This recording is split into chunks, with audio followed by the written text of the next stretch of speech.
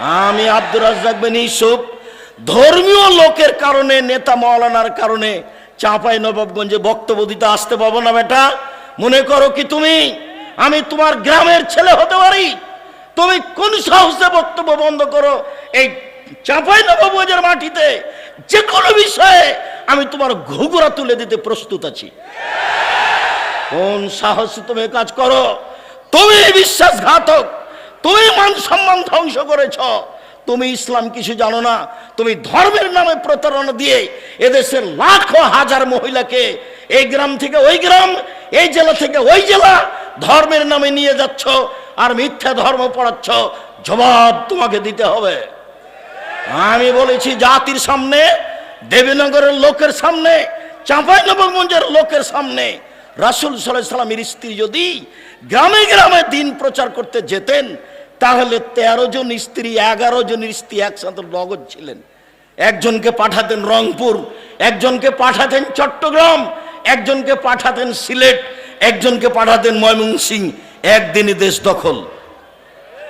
মহিলারা বলেছিল মুহাম্মদ সাল্লাল্লাহু আলাইহি সাল্লাম পুরুষেরা আপনার পাশে বসে দিন ধর্ম জেনে নিল, আমরা কি করব? উত্তরে আল্লাহর নবী বলেছিলেন, বুখারী মুসলিমের হাদিস, তোমরা বাড়ি একটা নির্ধারণ করো, সময় নির্ধারণ করো, আমি মুহাম্মদ সাল্লাল্লাহু আলাইহি সাল্লাম সেখানে গিয়ে দিন শিখাবো। তিনি বলেননি আমি সেখানে আয়েশাকে পাঠিয়ে দেব। মিথ্যা ধর্মের উপরে জাতিকে ধর্ম দেখাবেন না। জাতির যদি রাস্তাঘাট করে দিতে না পারি, জাতির যদি স্কুল কলেজ করে দিতে না পারি, জাতিকে চূড়ান্ত সঠিক ধর্ম দিতে পারবো ইনশাআল্লাহ। ধর্মের ব্যাপারে জাতিকে ফাঁকি দিয়ে পরকাল হারাতে আমি রাজি নই। আমি বলেছি চাঁপাইনবাবগঞ্জের দিনী ভাই বোন, আপনি আমার বোন, আপনি আমার ভাই, অন্তত ধর্মের ব্যাপারে আপনাকে আমি পরামর্শ দিতে চাই, আমি আপনার কাছে পরামর্শ নিতে চাই। আপনি এভাবে বলবেন মহিলা মানুষ হয়ে প্রোগ্রাম করতে গিয়ে, বুবু শাড়ি পরে নামাজ পড়লে বুবু ল্যাঙ্গট পরতে হয়, বুবু নইলে মাটি অভিশাপ করবে, ধর্ম তোমার বাপের সম্পত্তি। তুমি এই কথা বললে কেন? তোমার নেতাকে চ্যালেঞ্জ, তোমার জাতিকে চ্যালেঞ্জ, তোমার বাপকে চ্যালেঞ্জ, তোমার বংশকে চ্যালেঞ্জ। প্রমাণ করো দেখি আমি বেঁচে আছি। ধর্মকে উল্টা করে দেখে হিসাব দেখাবে না। আমার বুঝে তোমার শতকরা ধর্ম কথা মিথ্যে। ওরা ফাজালে আমল লিখেছে হাজারো কথা মিথ্যে, তোমারও লাখো কথা মিথ্যে। ধর্ম এরকম নয়। মানুষ মারা গেছে, সেই বাড়িতে তুমি লাশকে সামনে রেখে নামাজ পড়ো, লাশকে সামনে রেখে কোরআন পড়ো, আর তুমি হাত তুলে দোয়া করো। ধর্ম পাগল হয়ে গেছে। ধর্ম রাজশাহী চাঁপাইনবাবগঞ্জের হাওয়াই लड्डू, दोनों हाथ में लड्डू है, जो चाहे उसको खा ले, जो चाहे उसको छोड़ दे। ভুল হিসাব। তোমাকে, তোমার লোকজনকে, তোমার সব কিছুকে এই মিথ্যা ধর্ম থেকে ফিরে আসতে হবে। একদিনের জন্য বেঁচে থাকলে সঠিক পথে বেঁচে থাকার চেষ্টা করি। আমাকে দেশ দখল করতে হবে এই জিম্মেদারি দেওয়া হয়নি। বহু নবী দুনিয়া থেকে চলে গেছেন, একটা মানুষে হেদায়েত হয়নি। বুখারী মুসলিমের একটা হাদিসে এসেছে, আল্লাহর নবী বলছেন, আমার সামনে একজন নবী পার হলেন, তার সাথে একজন লোক আছে, মানে ওই নবী সারা জীবন দাওয়াত দিয়ে মাত্র একজন লোক হেদায়েত হয়েছে। তিনি বললেন, আমার সামনে দিয়ে আর একজন নবী পার হলেন, দেখলাম তার সামনে তার সাথে দুইজন লোক আছে, মানে ওই নবী সারা জীবন দাওয়াত দিয়ে মাত্র দুইজন লোককে হেদায়েত করতে পেরেছেন। আল্লাহর নবী বলছেন, আমার সামনে দিয়ে একজন নবী পার হলেন, লাইসা মাহু আহাদুন, তার সাথে কেউ নেই। তার মানে ওই নবী সারা জীবন দাওয়াত দিয়েছেন, কেউ হেদায়েত হয়নি। তাহলে কি তিনি বিচারের মাঠে পরাজয় হবেন? জি না। সত্যই যথেষ্ট পরকালের জন্য, ন্যায় পরায়ণই যথেষ্ট পরকালের জন্য। আর একটা কথা, কোরআন মাজিদ আছে এখানে, ওখানে আছে। আমি আপনাকে বলি আর একটা কথা, ব্যক্তিত্ব লাগে, স্বাধীনতা লাগে। যখন মূসা আলাইহিস সালামকে আল্লাহ বললেন, মূসা ফেরাউনের কাছে যেতে হবে, সীমা লঙ্ঘন করেছে। মূসা আলাইহিস সালাম বললেন, আমি সাবলীল ভাষায় কথা বলতে পারি না, আমি তার কাছে গিয়ে কথা বলতে পারবো না। তখন আল্লাহ বললেন, মূসা আমি তোমার ভাষা সুন্দর করে দিচ্ছি, তুমি বলো রব্বি ইশরাহ লি সাদরি ওয়া ইয়াসসির লি আমরি ওয়াহলুল উকদাতাম মিন লিসানি ইয়াফকাহু কাওলি। তখন মূসা আলাইহিস সালাম বললেন, আর একটা কথা, ফেরাউনের পক্ষ থেকে আমার উপরে একটি হত্যার অভিযোগ আছে। এক থাপ্পড় দিয়ে আমি মানুষকে হত্যা করেছি, আমি তার কাছে গেলে সে আমাকে হত্যা করবে। তখন আল্লাহ বলছেন, মূসা আমি তোমার সাথে আছি, যাও, ফেরাউন কি বলবে সেটা শুনবো, ফেরাউন কি করবে সেটা আমি দেখব। তখন মূসা আলাইহিস সালাম বলছেন, তবু আমার সাহস হচ্ছে না, আমার সাথে আমার ভাই হারুনকে দেন। আল্লাহ বলছেন, ঠিক আছে তাই দিলাম। প্রথম দাবি মেনে নিলাম মূসা, দ্বিতীয় দাবি মেনে নিলাম মূসা, তৃতীয় দাবি মেনে নিলাম মূসা, যাও দুই ভাই মিলে ফেরাউনের কাছে যাও। দুই ভাই মিলে ফেরাউনের কাছে গিয়েই বললেন, বনি ইসরায়েলকে ছেড়ে দিতে হবে, স্বাধীনতা ফিরিয়ে চাই। কোরআন মাজিদ হলে আপনাকে আমি বাস্তব দেখাতাম, বনি ইসরায়েলকে ছেড়ে দিতে হবে, স্বাধীনতা ফিরিয়ে দিতে হবে।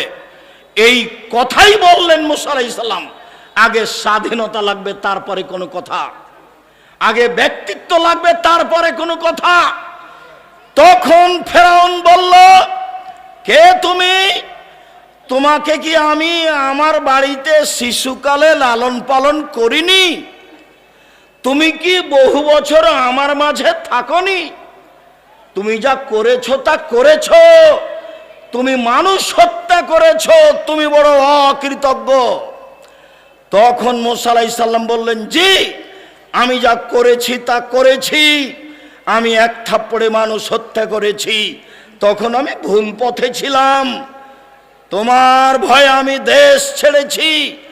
আমার প্রতিপালক আমাকে নবী করেছেন, জ্ঞানে গুণে পূর্ণ করেছেন, তুমি আমার প্রতি অনুগ্রহ করেছ, শিশুকালে আমাকে লালন পালন করেছ, বহু বছর তুমি তোমার বাড়িতে আমাকে রেখেছ, তুমি আমার প্রতি অনুগ্রহ করে তুমি খোঁটা দিয়েছ, খোঁটা দিয়ে তুমি বনি ইসরায়েলকে দাস দাসীতে পরিণত করেছ, তুমি বড় উদ্ধত স্বৈরাচার সীমা লঙ্ঘন করেছ।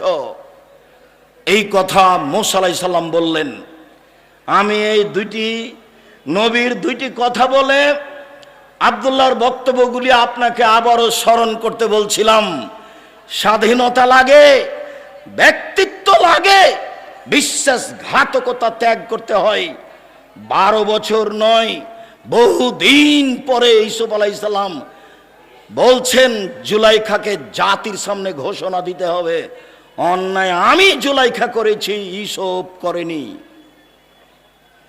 সম্মানিত দিনী ভাই বোন, আমার এখানে জরুরি কয়েকটি কথা, দয়া করে যে যেখানে আছেন দিনী ভাই বোন, আত্মীয় স্বজন, এলাকাবাসী, দেশবাসী, আপনাদের ভালোবাসার খাতিরে আব্দুল্লাহ আব্দুর রহমান আব্দুর রহিমকে দেখবেন আশা করে এসেছেন। দেবীনগরের সন্তান তারা, আপনার সন্তান তারা, আপনাদের ভাই তারা, আপনাদের ভাতিজা তারা। নিজের ছেলের উপরে ভালোবাসা যেমন, তাদের উপরে আপনাদের ভালোবাসা তেমন। এটাই কামনা করো তো তাদের জন্য আমি আপনাদের কাছে দোয়ার দাবি রাখি এই মর্মে যে আল্লাহ যেন তাদের খিদমতকে কবুল করেন, আল্লাহ যেন তাদেরকে জাতির সামনে গ্রহণীয় করেন, আল্লাহ যেন তাদেরকে তাকওয়া ভিক্ষা দেন, পরহেজগারিতার ভিত্তিতে জাতির সামনে কোরআন এবং সহিহ হাদিস পেশ করবে, জাতির ভবিষ্যৎ কল্যাণ নিয়ে তারা আলোচনা করবে, জাতিকে পরকালমুখী করবে। এইটাই আমি দিন রাত আল্লাহকে বলছি। আমি যেটা আরো চেয়েছি, আমার মনে বড় সাধ, আমি এই দেশের মাটিতে উন্নত মানের প্রতিষ্ঠান গড়ব ইনশাআল্লাহ, যেখানে ছেলে মেয়ে বাংলা, ইংরেজি, আরবি উন্নত মানের শিক্ষা অর্জন করে জাতির অন্যায়ের বিরুদ্ধে লড়বে, মুখে কলমে মিডিয়ায় লড়বে ইনশাআল্লাহ। এই সুবাদে দিন কাটাচ্ছি।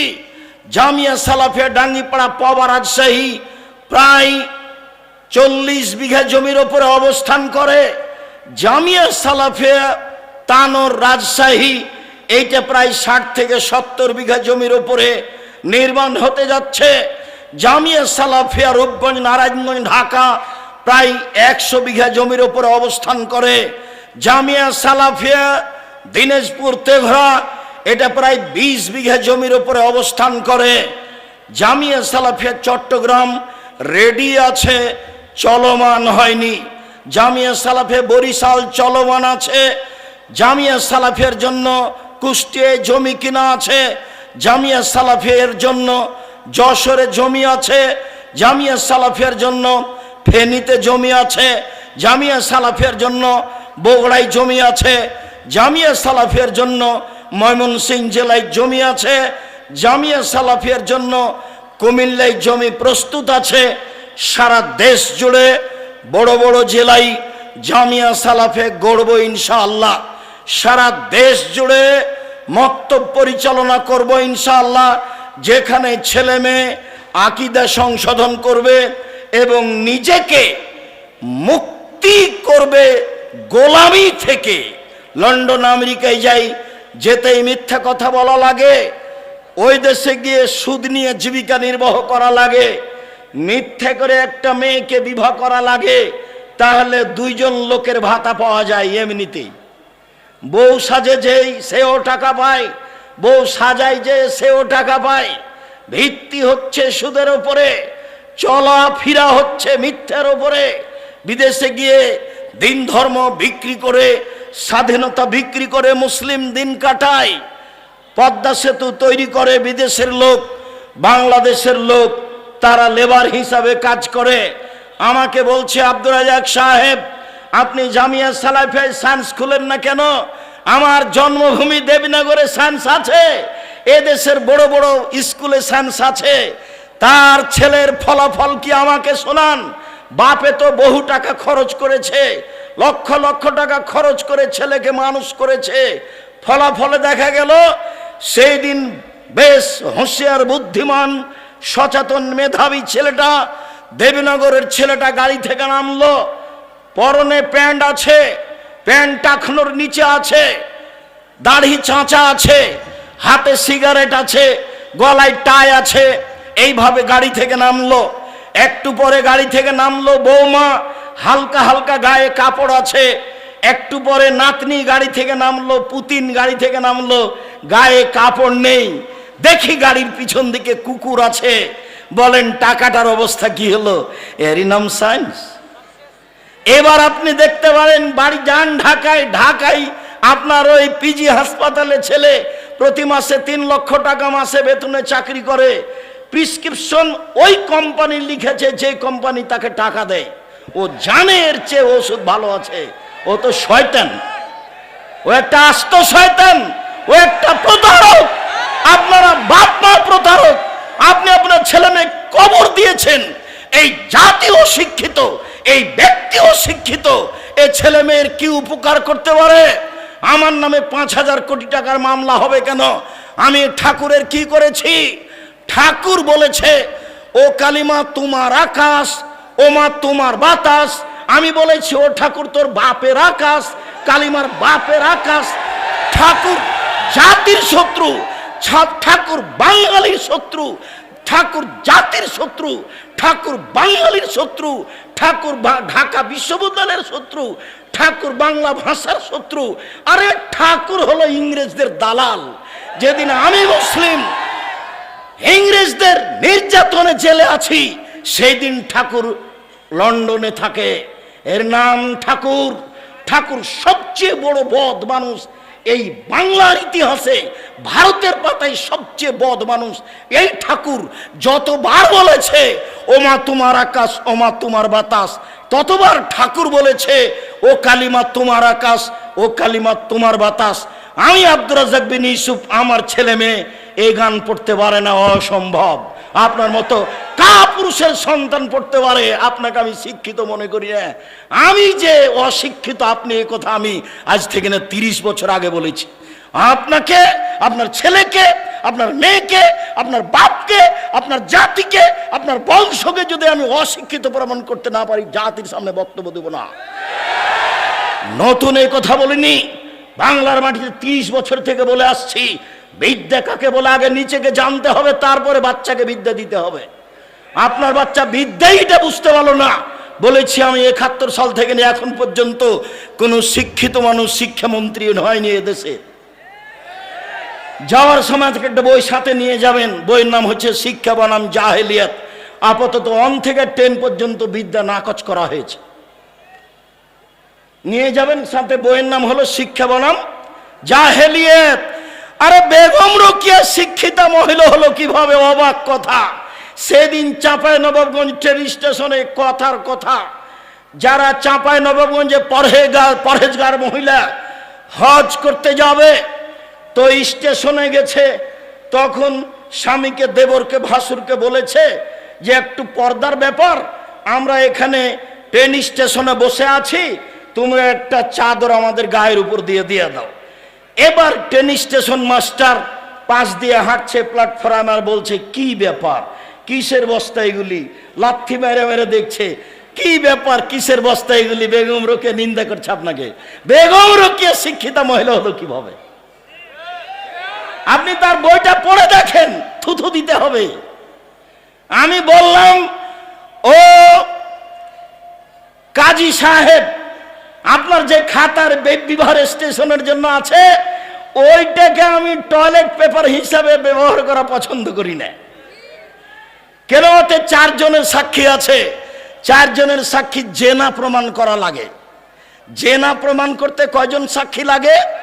4 জন। তো বিবাহতে তো আল্লাহর নবী 2 জনের কথা বলেছেন, তো এটা কি জেনা প্রমাণ করছেন না বিবাহ?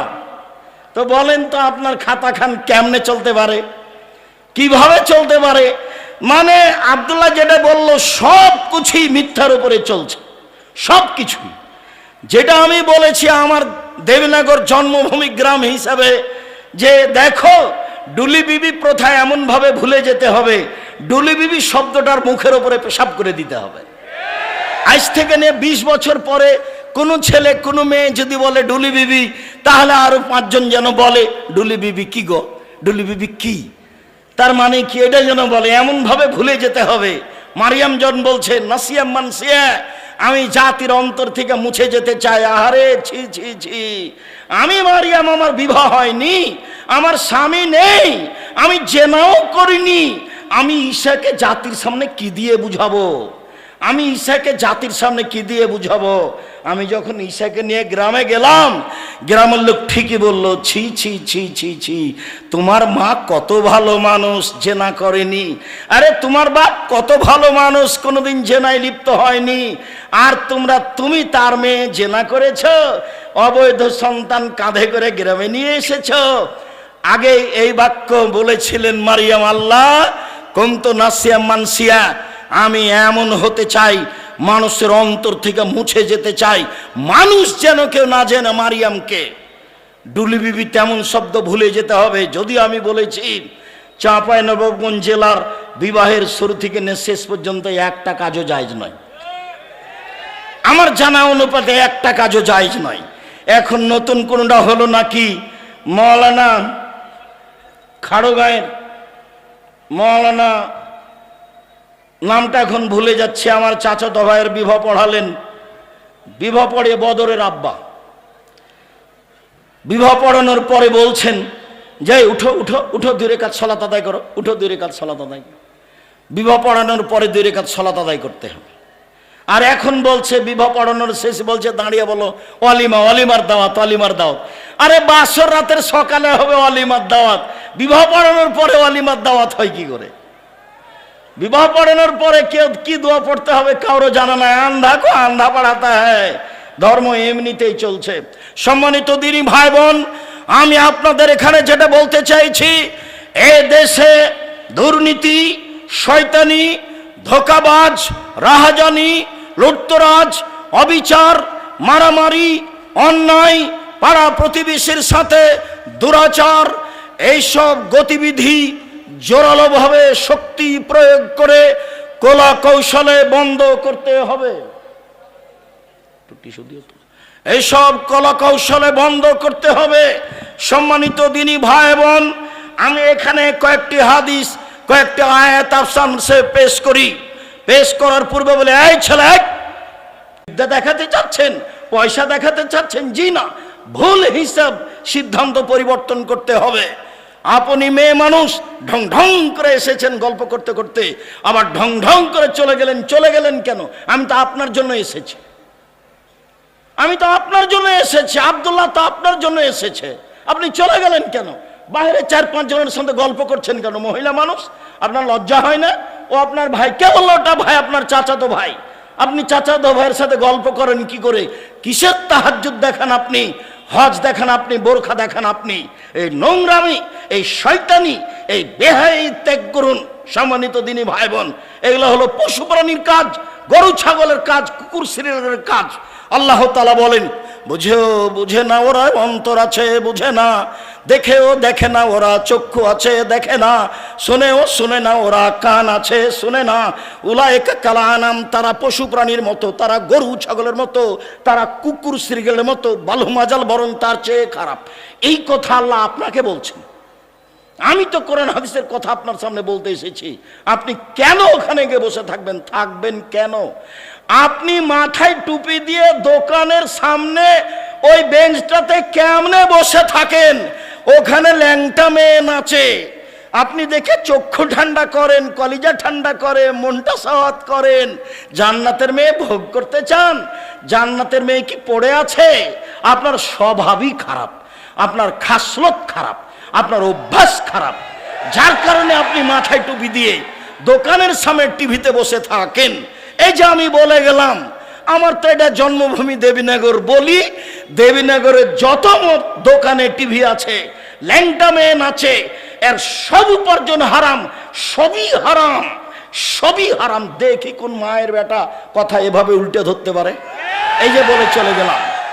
উমামা বাহেলি রাদিয়াল্লাহু তাআলা আনহু বলেন, রাসূল সাল্লাল্লাহু আলাইহি সাল্লাম বলেছেন, পৃথিবীর মানুষ লা তাবেহুন্না, যারা গান বাজনা করে, নাচে, তাদের ব্যবসা করো না, তাদের বিক্রয় করো না।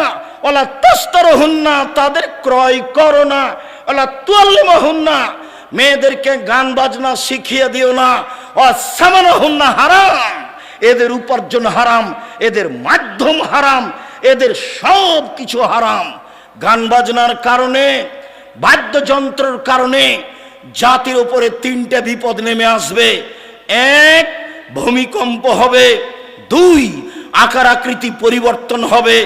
সন্ধ্যায় থাকবে মানুষ, সকালে হবে শোর। সন্ধ্যায় থাকবে মানুষ, সকালে হবে বানর।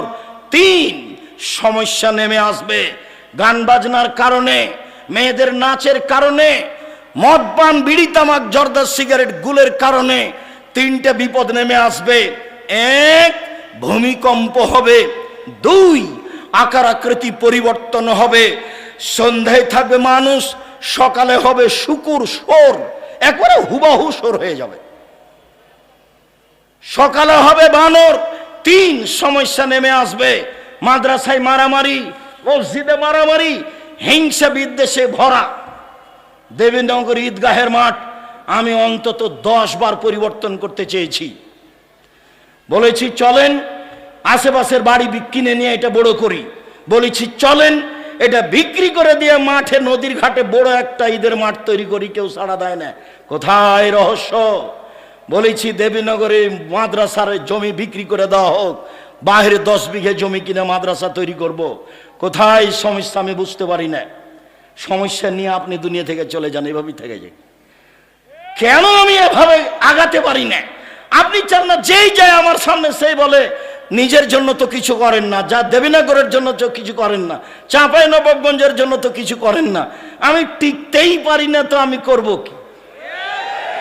আমি তো এখানে টিকতেই পারি না। আমি যদি কালকে ঈদের মাঠে দেবীনগরে উপস্থিত হই, বড় বড় হুজুর তারাই নাকি ঈদের মাঠে কথা বলবে, তা আমি তো ওখানে পুঁঠির মাছ ফেউসা, তা আমি আর কি করব? ও হিসাবই করে না, পড়তে না জেনে বলছে ও ইমাম, তা আমি কি করতে পারি? করো যাও। এই তো অবস্থা আমি দেখতে পাচ্ছি। আমার এখানে হিংসার কিছু নেই, আপনি মনে কিছু নেবেন না। আপনার ওপর আমার ভালোবাসার অভাব নেই। কি বলতে চান কালকে ছেড়ে চলে যান, বাকিটা আমি দেখবো ইনশাআল্লাহ। কিভাবে করা লাগে সেটা আমি দেখবো, ঈদের মাঠ কিভাবে করা লাগে সেটা আমি দেখবো ইনশাআল্লাহ। আপনি আমাকে পরামর্শ দিবেন, অন্য কিছু করা লাগবে না, বাকি আমি দেখবো ইনশাআল্লাহ। জাতির যদি রাস্তাঘাট করে দিতে না পারি, জাতির যদি স্কুল কলেজ করে দিতে না পারি, জাতিকে চূড়ান্ত সঠিক ধর্ম দিতে পারবো ইনশাআল্লাহ। ধর্মের ব্যাপারে জাতিকে ফাঁকি দিয়ে পরকাল হারাতে রাজি নই। প্রতিষ্ঠান গড়তে পারি, আপনাকে গড়ে দেখাবো ইনশাআল্লাহ। আমি আপনার সাথে অদাবদ্ধ, জাতির সাথে অদাবদ্ধ। সম্মানিত দিনী ভাই বোন, বলছিলাম বিপদ তিনটি। এক, এজা সারেবুল খমুরা, যখন আপনি নেশাদার দ্রব্য পান করবেন তখন তিনটে বিপদ নেমে আসবে। ভূমিকম্প, সর হয়ে যাওয়া সকালে বানর, আর বিপদ। দুই, জাহারাতিল কায়নাত, মেয়েরা যখন নাচবে, সব দোকানে মেয়ে নাচে, ঘন্টার ঘন্টা বসে থাকেন আপনি টুপি মাথায় দিয়ে, সব দোকানে মেয়ে নাচে, সব বাড়িতে মেয়ে নাচে। নবী বলছেন যেদিন মেয়েরা নাচবে সেই দিন এই তিনটা বিপদ নেমে আসবে। ওয়াদারাবু বিল মাযিব, যেদিন বাদ্যযন্ত্র প্রকাশ পাবে, সব মোবাইলেই বাজনা বাজে, সব বাড়িতে বাজনা বাজে, সব দোকানেই বাজনা বাজে, দিব্যি দোকানে বাজনা বাজছে, টিভি চলছে, আর আপনি সেখানে বসে আছেন। আপনি বলছেন আমি 5 ওয়াক্ত সালাত আদায় করি, আপনি গ্রামের সর্দার, এগুলো বলছেন। আমি বলে গেলাম মোদের কিছু নিয়েন না, আপনি আমার ভাই, আপনি আপনার চাচা, আপনার স্বভাবই খারাপ, সেজন্য এখানে বসে থাকেন। আমাদের গ্রামের ভাষায় আপনার খাসলত খারাপ। কেন আপনি এখানে বসে থাকবেন? এখানে ন্যাংটা মেয়ে নাচে। আল্লাহর নবীকে বলছেন, যাবের আল্লাহর নবী, হঠাৎ যদি আমার চোখটা বেটি ছেলের উপরে পড়ে যায়, মহিলার উপরে, তা আমি কি করব? এটা জিজ্ঞাসা। হাদিস বুখারী মুসলিম। তখন আল্লাহর রাসূল তাকে বলছে, তিনি বলছেন ফা আমারানি, আল্লাহর নবী আমাকে বললেন আন আসরিফা বাসারি, আমার চোখটা আমি ফিরিয়ে নিব, আমার চোখটা আমি ফিরিয়ে নিব। তা আপনি টিভিতে কারণবশত যদি খবর শোনেন, তো এভাবে থাকতে হবে, এভাবে থাকতে হবে। আপনি ওই রং মাখানো পতিতালয়ের মেয়েটার মুখখানের উপরে তাকিয়ে আছেন একবারে এক খেয়ালে, তখন আপনি তাহাজ্জুদ পড়েন। এটা হলো আল্লাহ হায়ামিল আল ঈমান ওয়াল ঈমান ফিল জান্নাহ, লজ্জাই হচ্ছে ঈমান, ঈমানই হচ্ছে জান্নাত। আল্লাহ হায়ামিল আল ঈমান, ঈমানই হচ্ছে জান্নাত, ঈমানই হচ্ছে জান্নাত, ঈমানই হচ্ছে লজ্জা, লজ্জাই হচ্ছে জান্নাত। আল্লাহ রাসূল বলছেন, সব নবী বলতেন এজালাম তাস্তাহি ফাসনামা শেতা, সব নবী বলতেন। মুসা আলাইহিস সালাম বলেছেন, ঈসা আলাইহিস সালাম বলেছেন, ইব্রাহিম আলাইহিস সালাম বলেছেন, আমাদের নবী বলেছেন, যখন তুমি লজ্জা করবে না তখন তুমি সব কিছুই করতে পারো, যখন তুমি লজ্জা করবে না তখন তুমি সব কিছুই করতে পারো। লজ্জা আছে আপনার? জিনা, লজ্জা নেই। বেটি ছেলেটা বলছে আমাদের গ্রামের, ওইটা আমার চাচাতো ভাই, ওইটা আমার খালাতো ভাই। তো এখন বিবাহের বৈঠকে যেদিন কি খাওয়াচ্ছে থুবড়া, তখন বলছে যে অমুক ভাই আমরা ওর মুখখান ধরে আছে বলে আমরা সারা গ্রামের লোক তার কাছে টাকা পাবো। যুবতী বেটি ছেলেটা, লোকটা, ছেলেটা, যুবকটা মহিলাটার মুখে ক্ষীর তুলে দিল। বইয়ের মুখে ক্ষীর তুলে দিতে হয়, এটা আল্লাহ নবী বলছেন, হাদিস বুখারী মুসলিম। এই পাড়ার সবারই কি বেটি ছেলেটা বউ? ধর্ম পাগল হয়ে গেছে। মুরব্বী মানুষরা আপনারা শরম পান না কেন? এই নীতির এই থুবড়া শব্দটাতে পেশাব করে দেন। থুবড়া আর এই দেশে কোনোদিন চলবে না। থুবড়া কি জিনিস? এত নোংরা জিনিস নাম থুবড়া। এই শরীয়তে আসতে পারে কি করে? বাইনা কি জিনিস? বরদটা কি জিনিস? আমাটা কি জিনিস? খিরকাচি কি জিনিস? এই সব কিছুর মুখের উপরে পেশাব করে দিতে হবে, আর কোনোদিন আসবে না এগুলো বাড়িতে। মেয়ের পক্ষ থেকে জয়জন লোক গেছে, ছেলের পক্ষ থেকে এটা তার ডবল আসবে। ধর্ম পাগল হয়ে গেছে। আমের সময় আম দিতে হবে, আটা দিতে হবে, খাসি দিতে হবে। বোকা ছেলে, তুমি দিয়ে আসো তোমার শ্বশুরকে। তোমাকে তোমার শ্বশুর দিবে কেন? তুমি তো লালন পালন করে একটা মেয়ে পেয়েছো, আবার তো মেয়ের বাপকে দিতে হবে কেন এত কিছু? শুনুন, মহান আল্লাহ বলেন ইদফা বিল্লাতি হে আহসান। মুহাম্মদ সাল্লাল্লাহু আলাইহি সাল্লাম মানুষের সাথে কথা বলার সময় মানুষে যা বলে আপনি তার চেয়ে সুন্দর বলুন। প্রতিপক্ষ যা বলছে আপনার কথা প্রতি উত্তর যেন তার চেয়ে ভালো হয়। আল্লাহ তাআলা বলেন ওয়াজাদিলহুম বিল্লাতি হে আহসান। মুহাম্মদ সাল্লাল্লাহু আলাইহি সাল্লাম বাদ বিতণ্ডে তর্ক বিতর্কে কেউ যদি জড়িয়ে পড়তে চায়, তাহলে ওঝা বলছে আপনি তার চেয়ে সুন্দর উত্তম বলবেন। আল্লাহ তাআলা আমাদের নবীকে আদেশ করছেন এইভাবে। শুনুন, যত পুরুষ নারী আমার সামনে আছেন, আপনাকে বলছি, মহিলা মানুষ আপনার যা আছে, আপনার ননদ আছে, আজ থেকে ননদে চোখ দেখিয়ে মন খারাপ করে যেটা বলেছে আপনি তার উত্তর দিতে পাবেন না। দিলে আপনি বলবেন আপা কি বলছেন, এটার চেয়ে আর একটা ভালো বলেন, এই কথা বলবেন আপনি। হ্যাঁ, আমার স্বামী উপার্জন করে, তুমি আমায় এভাবে বলো, মানে আমার স্বামীর উপার্জনে খাও, তুমি আমার ননদ, তুমি এভাবে কথা বলো কেন? একবারে ঘর থেকে বের করে দেবো। এই নোংরা চরিত্র ত্যাগ করতে হবে। গন্ডগোল বড় জায়ের কারণে হয়েছে। আজকেই ভোর হতে হতে ছোট যাকে বড় জায়ের হাত ধরে ক্ষমা নিতে হবে। আপা, বুবু, যা হয়েছে হয়েছে, ভুল হয়েছে, আমাকে মাফ করেন। গন্ডগোল কার কারণে হয়েছে? বড় জায়ের কারণে হয়েছে। ছোট যাই বড় জায়ের হাত ধরে ক্ষমা নিবে, এটাই নিয়ম। গন্ডগোল বড় ভাইয়ের কারণে হয়েছে, একদিনও কথা বলে না। আমাদের গ্রামের ঘটনার নাম বলছি না, বাপ মরে গেছে, তখন গন্ডগোল করে জমি ভাগ করে করতে ঢেঁকিটা কেটে ভাগ করে নিয়েছে। তো ঢেঁকিটা কেটে ভাগ করে নিলে কি হবে? কিছু হতে পারে। স্বভাব কেন এরকম? ছাড় শিখতে হবে, ছাড় দেওয়া শিখতে হবে। বড় ভাই নিয়েছে, আচ্ছা ভাই আপনি যেভাবে মনে করেন সেভাবে ভাগ করে দেন। এই কথাটা বললে তোমার কি হয়? যখন আমি রংপুর, দিনাজপুর, লালমিরহাট, নীলফামারী, কুড়িগ্রাম, পঞ্চগড়, ঠাকুরগাঁও, গাইবান্ধা, জয়পুরহাট এইসব ডিস্ট্রিক্টে যাই, তখন আমি বলি যে তোমার বাপকে যদি আমি কুকুর শ্রীগালের চেয়ে খারাপ প্রমাণ করতে না পারি, বক্তব্য দিব না। কেন? এইসব ডিস্ট্রিক্টের লোকেরা বোনদেরকে জমি দেয় না, এরা শ্বশুর কাছে যৌতুক নেই। তো তোমার বাপকে যদি আমি কুকুর শ্রীগালের চেয়ে খারাপ মনে করতে না পারি, প্রমাণ করতে না পারি, বক্তব্য দিব না। আর তুমি তোমার আব্বাকে গিয়ে বলবা রাত্রে, আব্বা ভাগ্য নিয়ে এসেছি, আব্বা ভাগ্য ছেড়ে আসেনি। ভাগ্যে যদি জমিদারি থাকে জমিদারি করে খাবো, ভাগ্যে যদি ভিক্ষা করা থাকে ভিক্ষা করে খাবো, ফুফুর জমি খাবো না। এই কথা বলতে পারবা না? তো ছেলে বলে হ্যাঁ অবশ্যই বলবো, অবশ্যই বলবো। কলা বিক্রি করে খেতে রাজি আছি, লোন নিয়ে নয়। চকলেট বিক্রি করে খেতে রাজি আছি, লোন নিয়ে নয়। ছোট থেকে ছোট, বড় থেকে বড় ব্যবসা করব সময়ের গতিতে। বড় ব্যবসায়ী হতে আমাকে মোটামুটি 30 থেকে 35 বছর সময় লাগবে। একদিনই হিরোইন কিনলাম, কলকাতায় বিক্রি করলাম, ঢাকায় রাতে রাতে ধনী হয়ে গেলাম। লোন নিয়ে ব্যবসা করলাম, এ ব্যবসা চলবে না। ভাইয়ের সাথে ভালো আচরণ, জায়ের সাথে ভালো আচরণ, বউয়ের সাথে ভালো আচরণ করতে হবে, এ কথা আল্লাহ তাআলা বলেন। শুনুন দিনী ভাই বোন, এক খেয়ালে চেয়ে থাকবেন, কথা অতীব গুরুত্বপূর্ণ। আমার দিনী বোনেরা যারা আছেন, যারা গেছে এসেছে, ঢং ঢং করে চলে গেছে, ঢং ঢং করে আপনি বসে থাকেন, আপনার গায়ের উপর দিয়ে আর একজন চলে গেলে আপনি মুখ খুলবেন না। যাক, আপনার গায়ের উপরে পা দিয়ে চলে গেছে, মুখ বন্ধ করে রাখেন, মুখ খুলবেন না। মুখ খুললেই বিপদ। আল্লাহর নবী বললেন বাঁচার 3টা পথ, সমাজে ভালো হওয়ার 3টা পথ।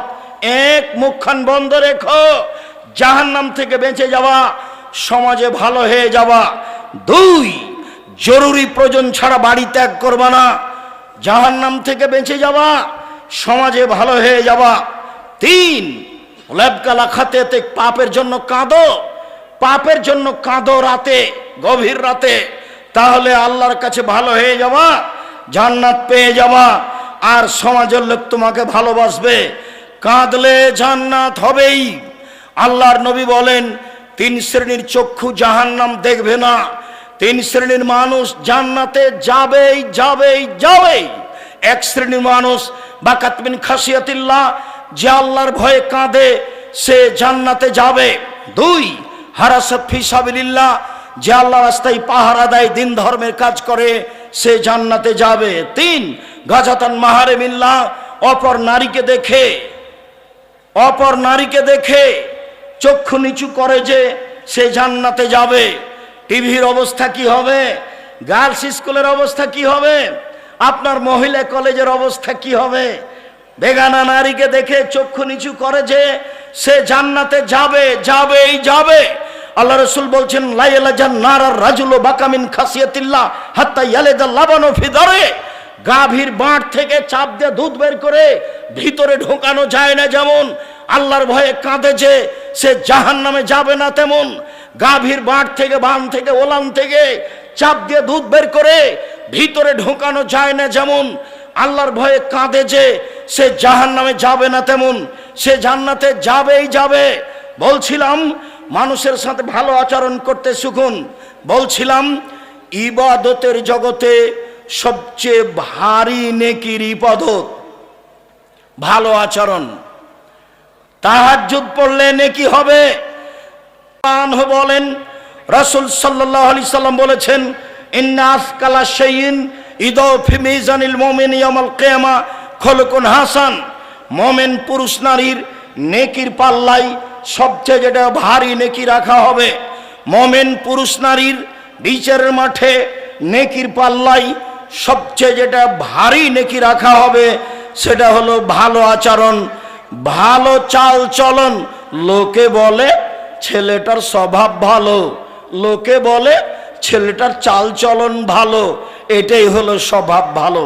লোকে বলে দুনিয়ার খারাপ, লোকে বলে শয়তান। ওর দুমুখার কথা বলিও না তো, তাহলে তার চাল চলন খারাপ, এটা মানুষে বুঝে। আবার একটু বলি, এখানে একটা অটো দাঁড়িয়ে আছে, আমি বসে আছি আর আপনি অটোতে উঠেছেন, উঠতেই লোকটা টান দিয়েছে, এখন আপনি আমার মুখের উপরে পড়ে গেছেন ব্যাগটা নিয়ে। তা আমি বললাম বসেন বসেন বসেন, কোনো সমস্যা নেই, বসেন। এইটা একটা আচরণ। আমি বললাম চোখ নাই, চোখ নাই, দেখতে পান না, এরকমভাবে উঠেন কেন, মানুষের গায়ের উপরে পড়ে যান, এটা একটা আচরণ। বলেন তো কোনটা ভালো? তাহলে মানুষ ভালোটা বুঝে। এইটার নেকি সবচেয়ে ভারী নেকি দাঁড়ি পাল্লাই। মনে রাখবেন হিন্দুদের দাঁড়ি পাল্লা বিচারের মাঠে হবে না। কেন? তাদের নেকি নেই। ইহুদিদের দাঁড়ি পাল্লা বিচারের মাঠে হবে না। কেন? তাদের নেকি নেই। খ্রিস্টানদের দাঁড়ি পাল্লা বিচারের মাঠে হবে না। কেন? তাদের নেকি নেই। কাদিয়ানি, শিয়া, এ আকীদার যারা, তাদের বিচারের মাঠে পাপ নেকি ওজন হবে না, কেননা তাদের নেকি নেই। আল্লাহ তাআলা বলছেন ওয়ায়ুখাযু বিন নাওয়াসি ওয়াল আকদাম, তার পায়ে এবং মাথা ধরে তাকে টেনে হেঁচড়ে জাহান্নামে নিক্ষেপ করা হবে, তার পাপ নেকি ওজন হবে না। যারা মুমিন পুরুষ নারী নেকি করেছে, পাপ করেছে, এদের পাপ নেকি ওজন হবে। একাধিক আয়াত, একাধিক হাদিস বলছিলাম, মনে রাখা ভালো হবে। বিচারের মাঠে সবচেয়ে ভারী নেকির ইবাদত হলো ভালো চাল চলন, ভালো আচরণ। ভালো চাল চলন দিয়ে জান্নাতুল ফেরদাউস পাওয়া যায়। এমন কোনো ইবাদত নেই যা দিয়ে সরাসরি জান্নাতুল ফেরদাউস পাওয়া যাবে। হজ করে হয় না, সিয়াম পালন রোজা থেকে হয় না, সালাত আদায় করে হয় না, দান খায়রাত করে হয় না। ভালো আচরণ দিয়ে জান্নাতুল ফেরদাউস পাওয়া যায়। এক খেয়ালে চেয়ে থাকুন, আল্লাহর নবী বলেন আনা জাইমুন বে বাইতিন ফিল জান্নাহ লেমান তারাকাল কিসবা ওয়াইন কানা মাযে। কেউ যদি মজাক করেও মিথ্যা না বলে, আমি মুহাম্মদ সাল্লাল্লাহু আলাইহি সাল্লাম তাকে জান্নাতে একটি ঘর নিয়ে দিব। কেউ যদি মজাক করে হলেও মিথ্যা না বলে, আমি তাকে জান্নাতে একটি ঘর নিয়ে দিব। তিনি বলেন ওবে বাইতিন লেমান তারাকাল মেরা ওয়াইন কানা মুহিক্কান।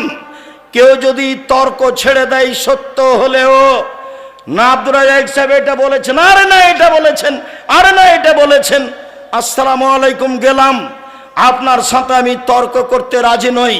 সত্য হলেও যে তর্ক ছেড়ে দেয়, আমি মুহাম্মদ সাল্লাল্লাহু আলাইহি সাল্লাম তার জন্য জান্নাতে একটি ঘর নিয়ে দিব। এবার তিনি বলছেন ওয়ালাল জান্নাত লিমান হাসানা খুলুকাহু, যে তার চাল চলন ভালো করলো, আমি মুহাম্মদ সাল্লাল্লাহু আলাইহি সাল্লাম তাকে জান্নাতুল ফেরদাউস নিয়ে দিব। চাল চলন ভালো বলে কাকে? সকাল হতে হতে বড় ভাইয়ের হাত ধরে ক্ষমা নিতে হবে, দুইজনে একসাথেই চলতে হবে ভাইয়ে ভাইয়ে। গলিতে বাবলা কাঠের কাঁটা দিয়ে রাস্তা ঘেরে দিয়েছে, দিয়ে বলছে তুই কোন দিকে যাবি যা, তুই কোন দিকে যাবি যা। ওর বউ বলছে যেতে দিবা না, যেতে দিবে না, ভালো করে বাঁধো, ভালো করে বাঁধো। বদ মায়া লোকটা বলছে ভালো করে বাঁধো, ভালো করে বাঁধো। কত খাসলত খারাপ গায়দেল নিবি, সেই স্বামীকে এইভাবে বলছে। অবাক কথা, স্বামীকে এভাবে উদ্বুদ্ধ করছে অন্যায়ের পরে। এরপরে যদি এরকম কাজ করেন, সত্যি এরকম মহিলার উপরে গজব না চলো, একে তালাক দিয়ে দিন, একে বাড়িতে রাখা হবে না। কি করে কথা বলতে পারে যে ভালো করে বেড়াতেন, ভালো করে বেড়াতেন, ও যেন বের হতে না পারে, ও যেন আমাকে গালি দেয়, আমাকে গালি দেয়, আমার গাছ সেম গাছটাকে ছাগল দিয়ে খাওয়াইয়া দিয়ে আমাকে গালি দেয়। চাল চলন পরিবর্তন করতে হবে। দিয়াড়ে বাড়ি, এদিকে দেখেন, এই ছেলে খেয়াল করো, তোমার বাপ যখন ধান কাটছিল আইল তো নাই, তো ফাঁড়ি দিচ্ছে, তো মাঝামাঝিতে একটা ধানের গোছ পড়েছে, এটা কি করবে তোমার বাপ? তোমার বাপ যদি এটা নিজের দিকে নিয়ে নেয়, তোমার বাপ জালেম। বড় বড় আলেম ওলামা বসে আছে, দেখো ফতোয়া দেখি কে ভাবে উল্টিয়ে দেয়। তোমার বাপের উচিত মধ্যের থোপটা কোন দিকে দিবে? প্রতিবেশীর দিকে দিবে। তোমার বাপ, তোমার অভ্যাস, যখন ওই আল নাই সেই জমিতে হাল চাষ করেছ, তখনই এক ভাঁড় শেষ ভাঁড়টা চাপে ধরেছ। কি হবে এই দিয়ে? এই দিয়ে কি হবে? এরই নাম জুলুম, এরই নাম অন্যায়, এরই নাম অবিচার, এরই নাম শয়তানি, এরই নাম রাহাজানি, এরই নামই ডাকাতি। কেন আপনার স্বভাব এরকম হবে? আপনার খাসলত কেন এরকম হবে? কেন আপনার ছাড় নেই? ছাড় কেন নেই? কেন আপনার ভাইয়ের উপরে মুখের উপরে লড়ে যাবেন? কেন আপনার বোনের উপরে মুখের উপরে বলতে লাগবেন? কেন আপনার চাচার উপরে এভাবে মুখের উপরে বলতে লাগবেন? আসেন দেখে নিচ্ছি, আসেন দেখে নেবো আপনার ব্যাটা কয়টা কে কয়টা, এভাবে কথা বলবেন কেন? আসেন এদিকে সেটা নেবো আপনাকে। এগুলো কি কথা? এগুলো কি কথা? স্বভাব একবারে এই স্বভাবের মুখে পেশাব করে দিতে হবে। এরপরে কোনোদিন এই স্বভাব নিয়ে আসতে হবে না। এটা খারাপ, এটা ভালো আচরণ নয়, এটা ভালো স্বভাব নয়, এটা খারাপ স্বভাব, এটা খারাপ খাসলাত, এটা খারাপ অভ্যাস। ছাড় দিতে হবে, নরম হতে হবে, নরম ছাড় দিতে হবে, নরম হতে হবে। আচ্ছা ঠিক আছে চাচা, আপনি যেটা ভালো মনে করবেন করেন। তোমরা 5 ভাই আছো, তাতে কি হবে? তোমার চাচা যেটা করছে মেনে নাও। কতটুকু লস হতে পারে তোমাদের? কতটুকু লস হতে পারে? তোমার তো স্বভাব আমি জানি, তোমার তো হুজুর বলেছে গরু 7 ভাগায় চলবে, তারপরে গোস্ত নিয়ে মারামারি লাগিয়েছ। সেই কথা তো আমাকে অনেকেই বলে, কুরবানির গোস্ত নিয়ে মারামারি লাগিয়েছে। বয়ে বলছে, বনে বলছে, করে এক পিছে যে কলিজা নাই। তারা আব্দুর রাজ্জাক সাহেব ঠিকই বলেছে, আরে ভাগই নাই, ভাগে কুরবানি নেই। 7 দিনের দিনে আকিকা দিতে হবে, ভাগে কুরবানি চলবে না। ব্যক্তি আর পরিবার দুটা এক নয়। টাকা থাকলে ষাঁড় দিয়ে কুরবানি দিতে হবে, উঁট দিয়ে। টাকা না থাকলে ষাঁড় দিয়ে, টাকা কম থাকলে খাসি দিয়ে, টাকা কম থাকলে ছাগি দাঁড় দিয়ে, দাঁড় যেটা বাড়িতে আছে কম দাম। যদি আর চেয়ে চেয়ে যদি কম থাকে তাহলে ভেড়া, ভেড়ি দিয়ে দিবেন, ভেড়ি নিজে দিবেন, দাম কম। কেন ভাগে গেলেন? গন্ডগোল কুরবানিতে দেখি, গোস্ত দেখি গন্ডগোল, একটুকু যে ছাড় নাই। সভাপতি গ্রামের, এখন তো বিচার চলে গেছে চেয়ারম্যান মেম্বার হাতে। এখন কি টাকা দিয়ে বিচার হয়? ও নাকি চেয়ারম্যান, শয়তান। ও নাকি চেয়ারম্যান ফাঁকি দিয়ে জাতির ক্ষতি করে টাকা নিয়ে বিচার করে। ওই যে আপনার ছেলের মতো, ওই যে প্রিসক্রিপশন লেগেছে শয়তানটা, ওই যে জাতির জন্য ক্ষতিকারক। আপনি লাখ লাখ টাকা পয়সা খরচ করে পড়িয়েছেন, মেয়েটাকে আপনি ডাক্তার বানাতে চাচ্ছেন, রাত দিন আর একটা যুবক ছেলের সাথে ঘুরে। একটা মেয়ের যখন অপারেশন হয় তখন ওই সবাই মিলে পাছার উপরে থাবা মারে, আপনার মেয়েও থাকে ওখানে। এই ছেলেগুলো জিজ্ঞাসা করেন, আপনার ভাতিজাকে জিজ্ঞাসা করেন, আপনার ভাতিজাকে জিজ্ঞাসা করে, হ্যাঁ বেটা এরকম কথা। চাচা একবারে এর চেয়ে বেশি। চাচা লজ্জা হয় না কেন আপনার? শরম হয় না কেন আপনার? হায়া হয় না কেন আপনার? ইতস্তবোধ হয় না কেন আপনার? বোধোদয় হয় না কেন আপনার? বোধগম্য হয় না কেন আপনার? বোধোদয় হয় না কেন আপনার? আপনি যে মানুষ, বুঝেও বুঝে না ওরা, অন্তর আছে বুঝে না, দেখেও দেখে না ওরা, চক্ষু আছে দেখে না, শোনেও শোনে না ওরা, কান আছে শোনে না। উলাইকা কালানাম, তারা পশু প্রাণীর মতো, তারা গরু ছাগলের মতো, তারা কুকুর শৃগালের মতো, বালহু মাজাল, বরং তার চেয়ে খারাপ। শুনুন, আপনার নেকির পাল্লায় সবচেয়ে ভারী নেকি ভালো আচরণ। শুনুন, সবচেয়ে দামি জান্নাত জান্নাতুল ফেরদাউস পাওয়া যায় ভালো আচরণে, তাহাজ্জুদে নয়। জান্নাতুল ফেরদাউস পাওয়া যায় ভালো আচরণে, হজে নয়। হজে জান্নাত পাওয়া যেতে পারে, দামি জান্নাত জান্নাতুল ফেরদাউস পাওয়া যায় সিয়ামে রোজাতে নয়, ভালো আচরণে। এবার সবচেয়ে দামি জান্নাত।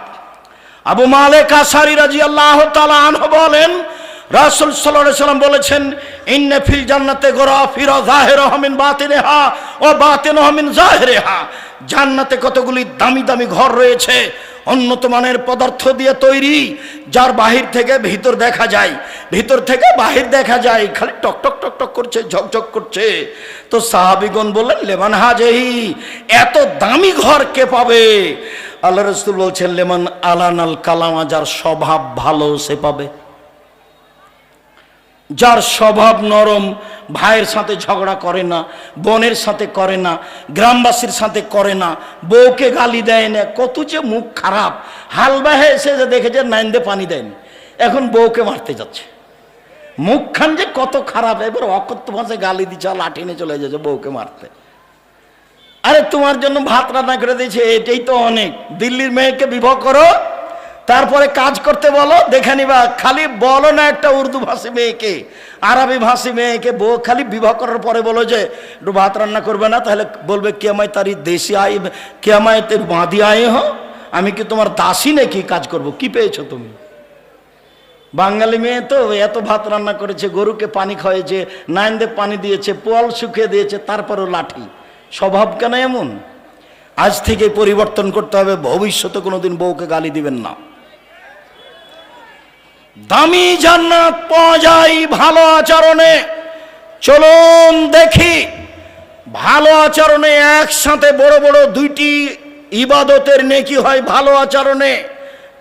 এক, নিয়মিত তাহাজ্জুদ পড়লে যত নেকি হয়। দুই, নিয়মিত রোজা থাকলে যত নেকি হয়। দুইটা মিলে যত নেকি হয়, ভালো আচরণে তত নেকি হয়। আয়েশা রাদিয়াল্লাহু তাআলা আনহা বলেন, ইন্নামাল মুমিন ইয়াজদু বিহুসনি খুলুকিহি দারাজাতাস সাইমুল কায়েম। তাহাজ্জুদ পড়ে যত নেকি হয়, নিয়মিত নফল সিয়াম রোজা থেকে যত নেকি হয়, ভালো আচরণে তত নেকি হয়। আজকে এই চাল চলন পরিবর্তন করতে হবে। জিন্দেগিতে কোনো মুরব্বী মানুষের উপরে ক্ষেপতে হবে না, অপমান করতে হবে না, ধমকাতে হবে না, ছাড় দিতে শিখতে হবে। সম্মানিত দিনী ভাই বোন, আমি আপনাকে আন্তরিকভাবে অনুরোধ করছি, আমি আপনার বাড়ির মানুষ, নিজের জন্য যেমন ভালো হওয়া চাই, আপনার জন্য তেমন ভালো হওয়া চাই। ছেলেরা শোনো, আমি তোমাদেরকে বলতে চাচ্ছি, তোমরাও তাড়াতাড়ি ফিরে আসো। মানুষকে অপমান করিও না, মানুষকে ক্ষমতা দেখায়ও না, দলীয় দাপট দেখায়ও না।